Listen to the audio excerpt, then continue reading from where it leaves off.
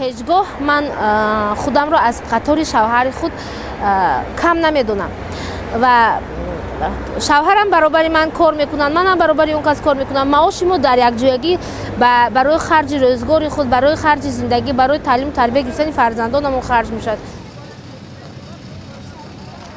ман чорбиси кӯдак ҳастам, мехоҳам санам гоҳ кунам, ки ман намондам оз.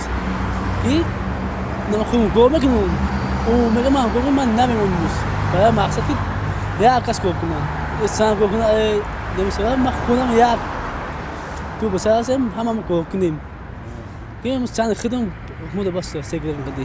яъне барои зан будана шумо ба кор намудед, барои чӣ ба кор намудед? Яъне ки ба чӣ хотир аст?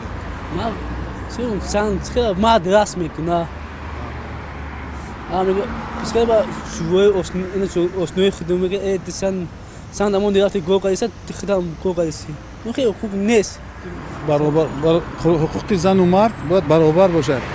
вақте ки ман мисол хонадор шудам, хоҳиши оилам буд ки кор кунад. ман вайро иҷоза додам ки кор кард. ана бо хоҳиши фарзандон 4 та духтар додам. хоҳиши духтарон фарзандон буд ки хонанд. ман ҳамчун падар онҳоро хонондам, соҳиби илм кардам. вале дар зиндагии шахсӣ, масалан дар оиладорӣ, занҳо нисбат ба мард ҳурмату эҳтироми хосаро ба ҷо меоранд.